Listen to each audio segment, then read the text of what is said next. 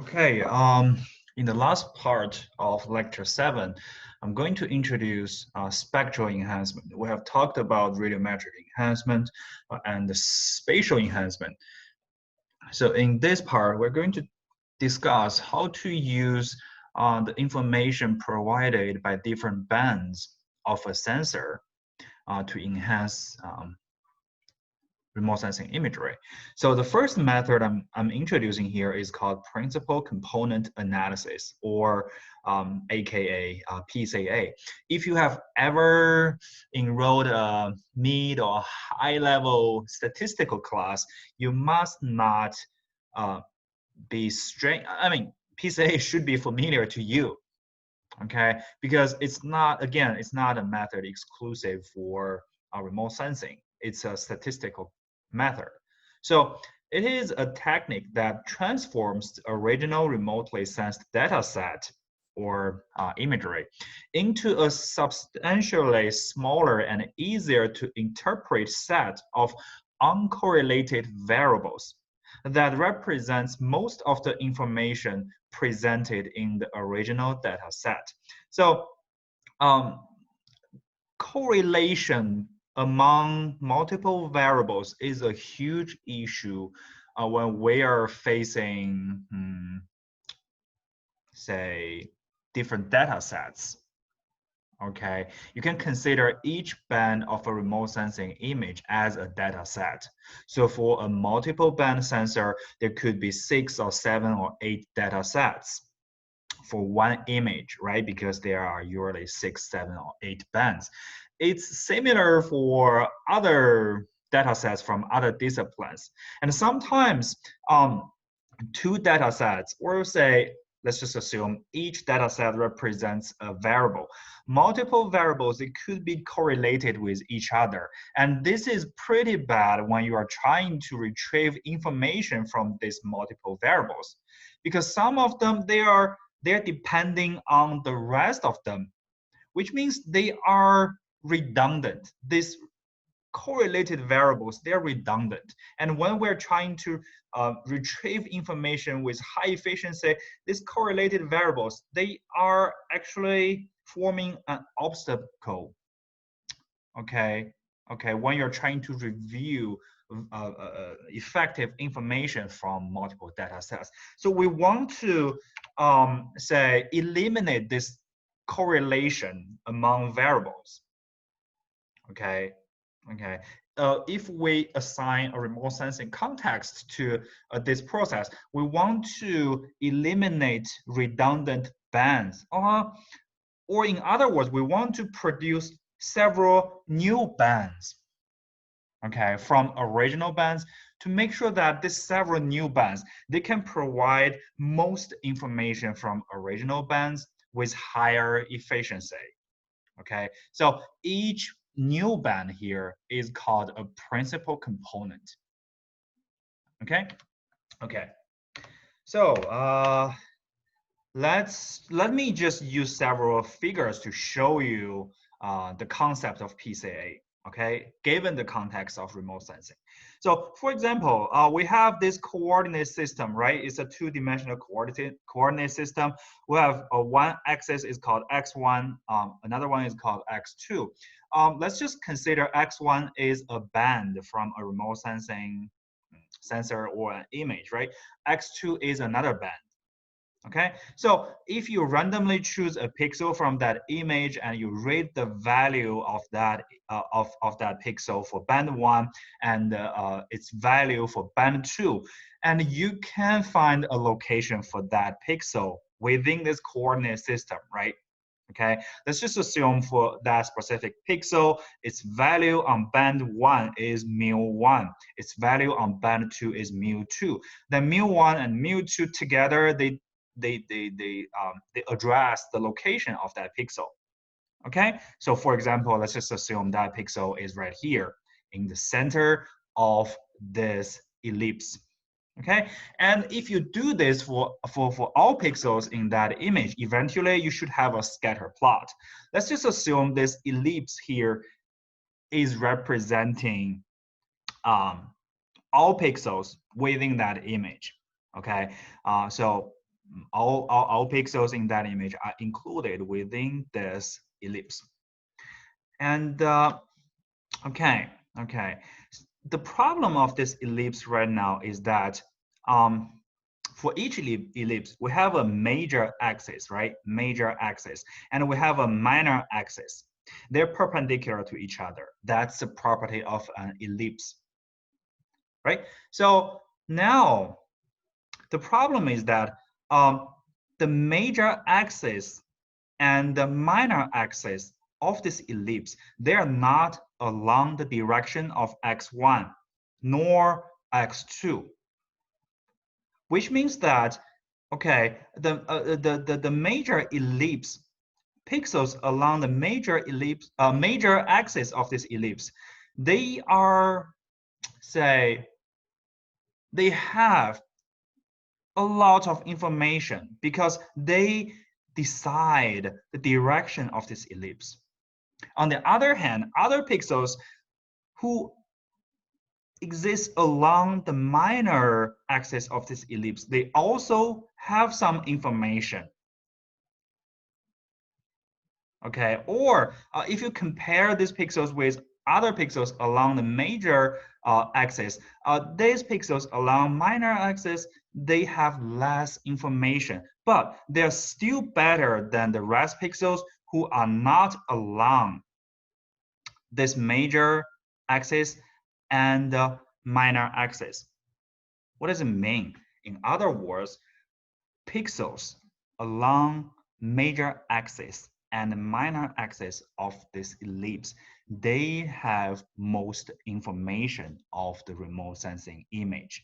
But now here, for this specific scenario, these two axes of this ellipse, they do not overlap with this original coordinate system. That's a problem. So we want to create a new coordinate system in which one axis of that new coordinate system overlaps with the major axis of this ellipse. Another axis of that new coordinate system overlaps with the minor axis of this ellipse. And in that system, okay, in that system, we have two new axes, right? We can consider each axis as a new band.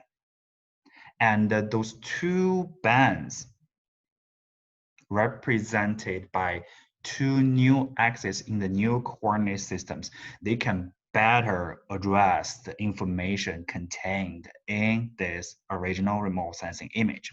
Okay, so how to find that new coordinate system? We know mu2 and mu1, right? And the pixel here is very convenient. Let's just assume that it's just at the center, in the center of this ellipse. Okay, we can create two new axes. One is called x1 prime. Okay, another one is called x2 prime.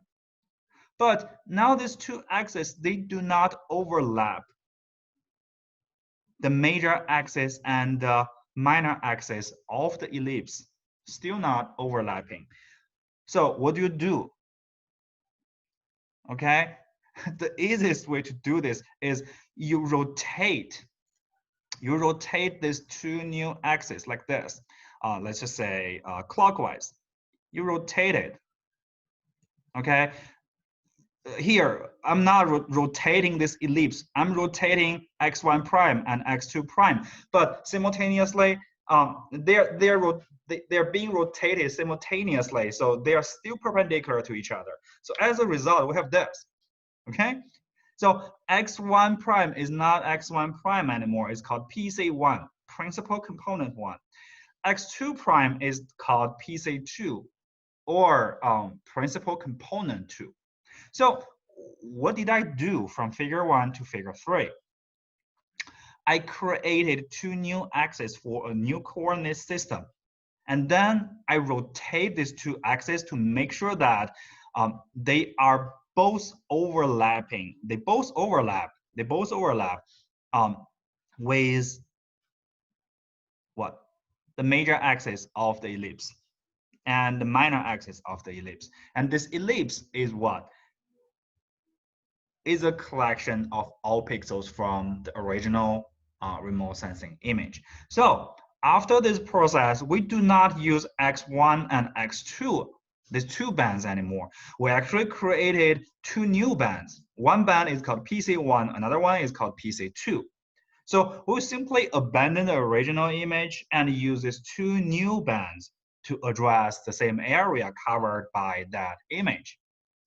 Okay, in this whole process, nothing special happened. Okay, only two new bands were created. Okay. So in this new coordinate system, we can say that one axis overlaps with the major axis of the ellipse. Another one overlaps with the minor axis of the ellipse. So eventually, for example, at the very beginning, we have the original image from a TM sensor.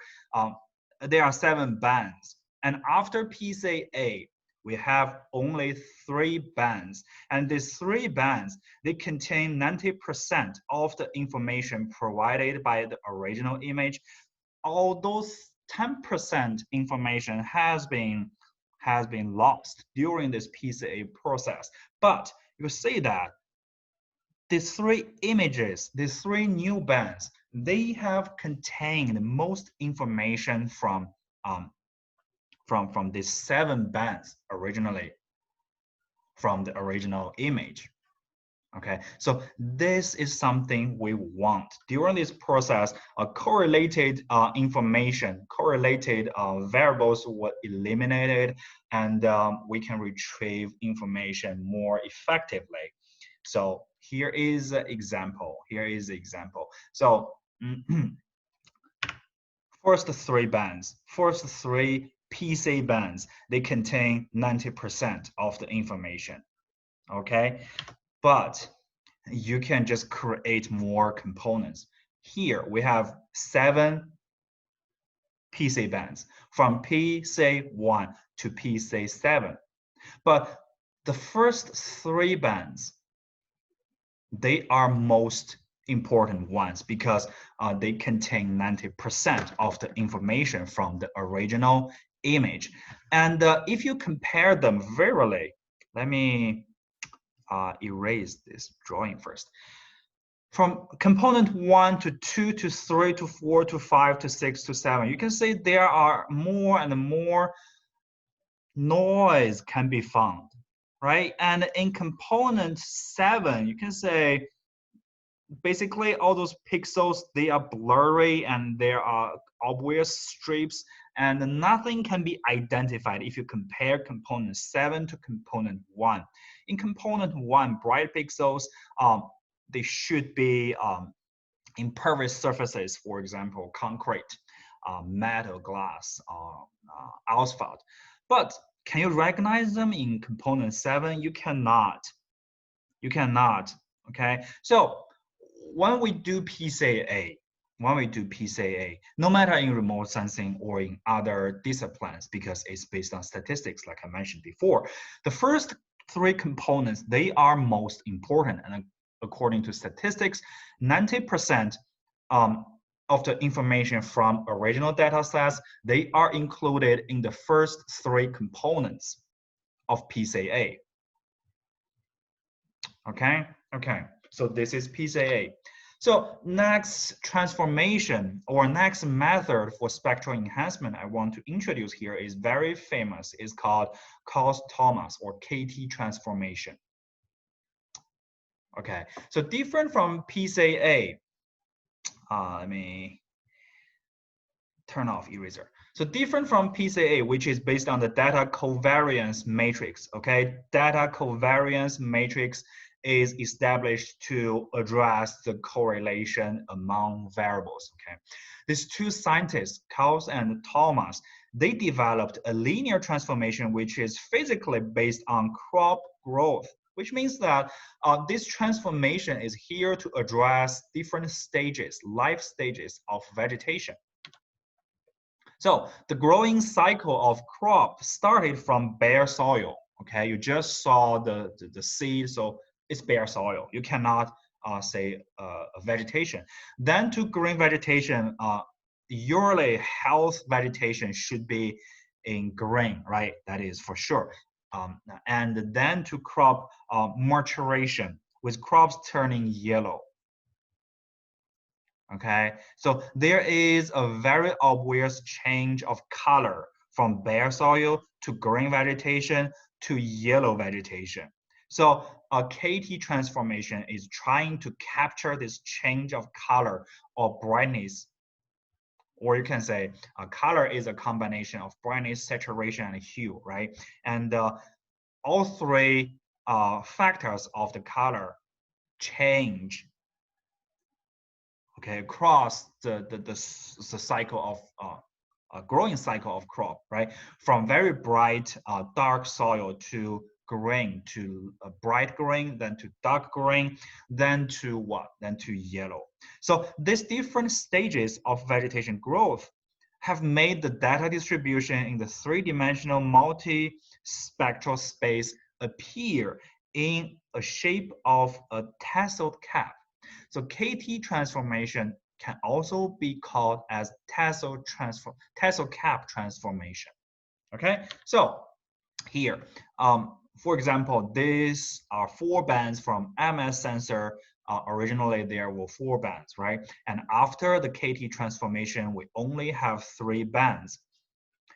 Okay, one band can be called as red, another one can be called as green, another one can be called near infrared. But there are other method to call them, because these new bands, they are they are bands created by this transformation. So after that, not necessarily each one is for a specific wavelength, such as red, green, and near infrared. But this tassel cap, the 3D tassel cap, is where you should locate. I mean, within this cap should be where you locate all those vegetation pixels. Okay, okay. If a pixel has a very low near infrared reflectance, but has green and red reflectance for sure, and it is within this circle, then we can say it's soil. You cannot tell if there are seeds inside the soil, but it's soil. But if there is a pixel somewhere here, okay, it has near infrared reflectance, but not very high. It means that you're looking at a pixel occupied by very young vegetation. It can reflect near infrared energy already, but not very strong because it's still growing. But if you find a pixel here, right, very close to the top of this cap, it means that that pixel is representing healthy, mature vegetation. And if a pixel is very close to the top of this cap, it means that this vegetation is getting more and more mature, and its color is turning from green to yellow. So the convenient part about KT transformation is that after KT transformation, you can easily differentiate vegetation pixels from other pixels simply using this tasseled cap. If a pixel is within this cap, it's vegetation, or it could be soil, right? Because soil cannot be eliminated. But for most growing or matured vegetation pixels, they can be found within this cap. And depending on the location of that pixel within this cap, you can judge if that pixel is occupied by growing young vegetation or mature the vegetation for harvest. Okay, so they also identified a linear, they defined a linear transformation to enhance the data according to the data structure. Okay, they have defined 4 components. Like I said, the new created bands by KT are not simply red band, green band, or near infrared band, but they use new names to call these bands. Brightness is representing soil. If the brightness is very high, usually it's dry soil. Okay, and the greenness, sorry, greenness, simply greenness, is for vegetation, yellowness, and other pixels. Okay, outside of the category of soil or vegetation or yellow vegetation. Okay, so here we can use simply two bands of the image created by KT transformation to address the whole life of a crop. For example, we can use brightness and greenness to do this. Okay, so the whole life of a crop should be included in this polygon.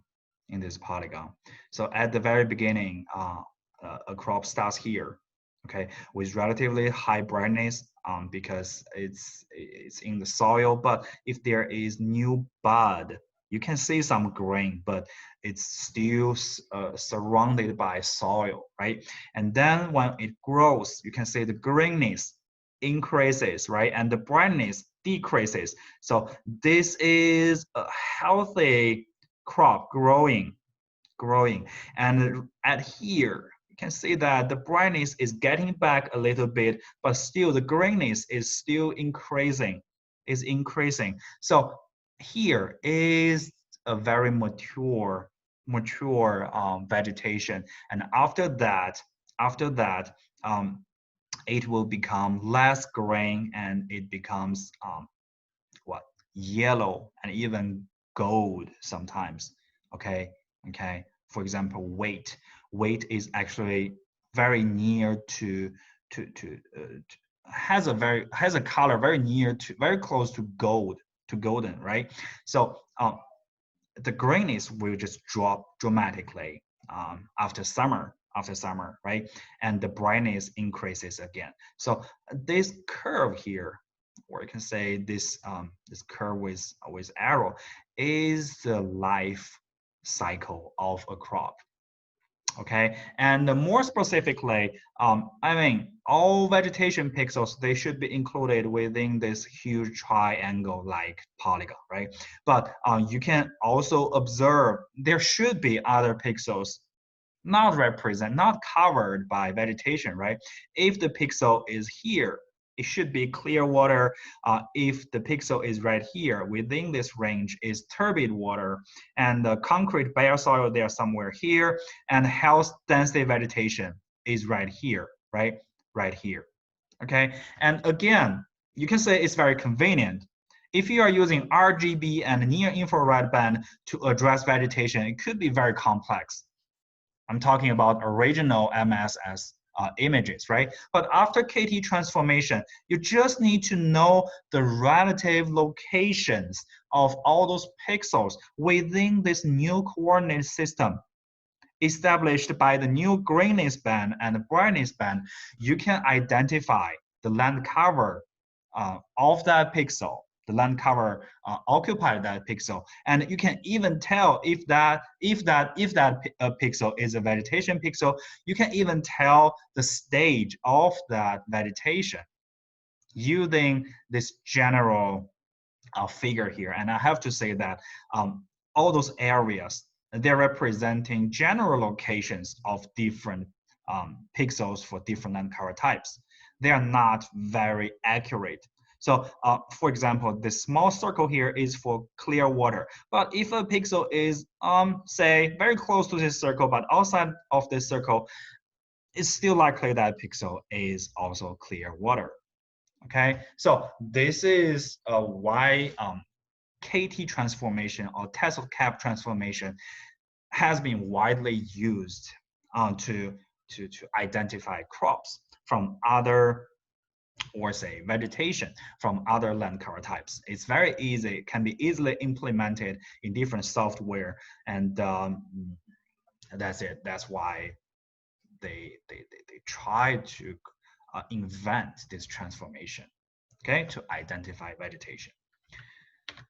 Okay, right. So for brightness band, of course, this image is the image after the KT transformation. Okay, so this is the brightness band. Some pixels, they are very bright, so they again, they are impervious surfaces. It could be bare soil in the city. It could be concrete, asphalt, and you know that they have relatively higher reflectance because they look bright. That's it, right? So here is the grainness band. So bright pixels here, they are for vegetation. So it makes sense, right? So you can say dark pixels here, they are not vegetation, but these dark pixels right here, they are very bright for brightness band. So this clearly validates that, okay, these pixels, they are not vegetation, they are very bright. So what are they? They are impervious surfaces. And this is because this is a very typical peninsula, or say an island occupied by urbanized regions. Okay, so all those bright pixels on the left side of this image, obviously these pixels, they are occupied by vegetation. They're far away from the downtown area, the urbanized area. And these pixels, they're actually very dark in the brightness band because vegetation, they're usually darker than impervious surfaces such as concrete and asphalt. Okay, and here there is even another band called wetness. So of course, what are pixels occupied by water? Okay, they are bright. They are very bright in for this band. It makes sense, right? This river here is very bright. Another creek here is very bright. I'm not sure if this should be ocean. Ocean is also bright. Okay, so that's another type of spectral enhancement. Okay, for actually it is for the classification of different land cover types. And we also have another method for spectral enhancement. This method is called a vegetation index or vegetation indices, which means that we use some principles to create some indicators. Say each indicator is an index to address a specific land cover type, for example, vegetation, water, or soil, or urbanized area, or say impervious surfaces. Okay, so some principles here are maximize sensitivity to plant biophysical parameters. Of course, the principles here I'm listing here is for plant, for vegetation, but they can also be applied to other land cover types when you're trying to create other indices. Okay, not only for vegetation, but yeah, for vegetation here, normalize or model external effects, for example, sun angle, view angle, etc., for consistent spatial and temporal comparisons. Okay, or normalize internal effects, topography, background. Okay, be coupled to some specific measurable biophysical parameter. Okay, okay. So let's say the most commonly used vegetation index is called NDVI. We saw this reflectance curve of vegetation before, right? So the solid curve here is the reflectance curve for vegetation. And I mentioned this before in previous lectures that the most obvious reflectance spectral feature of vegetation is this very steep slope. Okay, what does it mean? It means that vegetation has very low reflectivity at red band, but very high reflectance at near infrared band. We can use this huge fall or huge increase, right, from red to infrared to identify vegetation. And this is what NDVI does. Okay, normalized differential vegetation index. Make use of the inverse relationship between red and near infrared reflectance associated with healthy green vegetation. So what principle are we using here to create NDVI? Maximize sensitivity to plant biophysical parameters. This is the sensitivity we're talking about. Vegetation is not sensitive to red light, but very sensitive to near infrared. So this huge change within this relatively shorter wavelength change can be used to address, to find out vegetation. Okay, so we can simply use the ratio between near infrared and red to identify vegetation, right? Simple ratio. The near infrared to red simple ratio is the first true vegetation index. There is no normalization here because the denominator is simply R, reflectance of red band. And then NDVI was introduced like this. So we want to use the difference between near infrared reflectance and red band reflectance to be numerator, and they are add up to be the denominator. So we're actually using a normalization process. Okay, this add up is for normalization. To normalize the difference between near infrared and red, to make this NDVI value comparable among different images taken by different sensors, taken at different seasons, at different time of the year. So since NDVI is a normalized index, you can use it for image 1, image 2, image 3, and even these images, they are from different sensors. They were taken at different time of a day or different seasons of a year. You can compare these NDVI values from different images because they are all normalized by themselves, by each pixels add up of near infrared and red. SR, you cannot use it.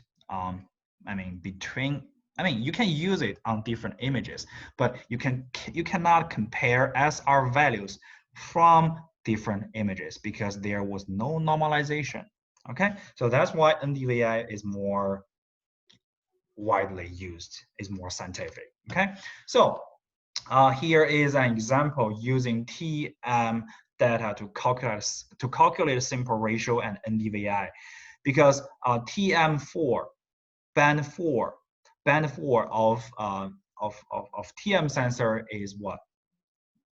Is near infrared, right? TM3 is red. So you just need to replace near infrared and red with associated bands for the sensor you are using. So for TM4 is near infrared. TM band 3 is red, just replace them. And you calculate a simple ratio or NDVI for each pixel in your image. So after that, you will have a new image, but in this new image, each pixel's value is not reflectance or brightness value anymore. It's NDVI value or its simple ratio value. Okay. So an example here for a very healthy vegetation like this. Okay, it reflects 50% of near infrared energy, but only 8% of red energy. So if you calculate the NDVI value for this vegetation, it's 0.72, which is very high. And for a not very healthy vegetation or for the same tree in autumn, okay, all those leaves, they are turning yellow and golden. So the near infrared reflectance is weaker, but the visible light, especially red energy reflectance, increased a lot, from 8 to 30%. But for near infrared, it's from 50% to 40%. So you can say if we replace near infrared and red by this reflectance, you'll see that the NDVI value here is only 0.14. So it's much lower than the NDVI value of this very healthy tree. Okay, and I also want to mention that the value of NDVI varies from -1 to +1, say -1 to +1.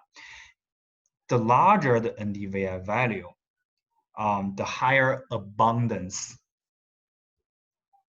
of vegetation is of a specific pixel. Okay.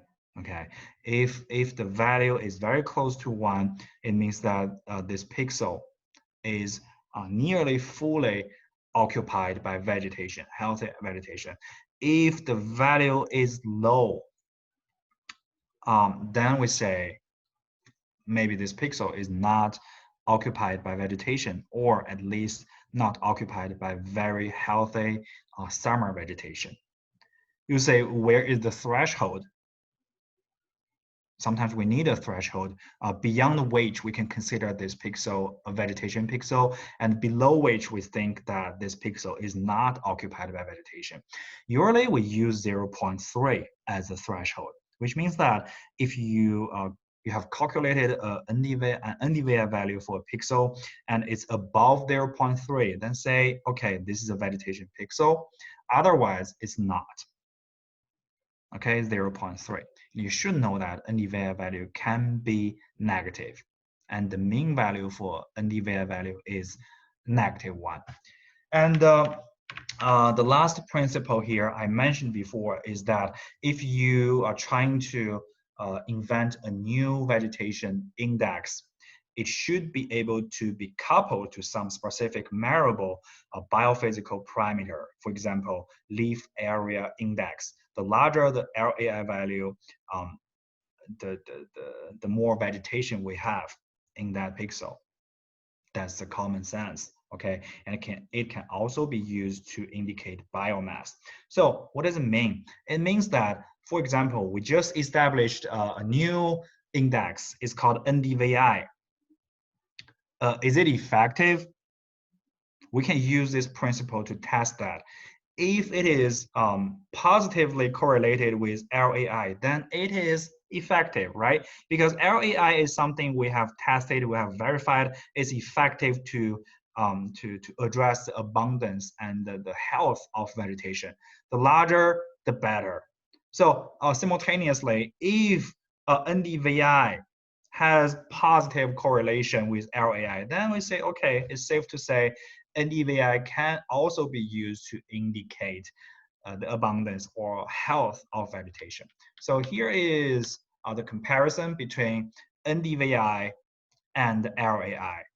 So we can say this belt here indicates that NDVI and LAI, they are in general, not in general, they're actually very good and positively correlated. The larger the LAI, the larger the NDVI. Okay, and we have different hues within this belt, right? Because not only vegetation is included in this belt to address the correlation between NDVI and LAI, soil and water and soil and snow and and different types of vegetation, they're all included here. But in general, you can say that the invention of NDVI is a success, okay, because it can be coupled with effective index we already know. Okay, that's all I want to introduce for image enhancement. It's a huge chapter, okay, and next lecture is about image classification. I'm also planning to use 2 weeks to finish the next lecture. So I will see you then. Thank you.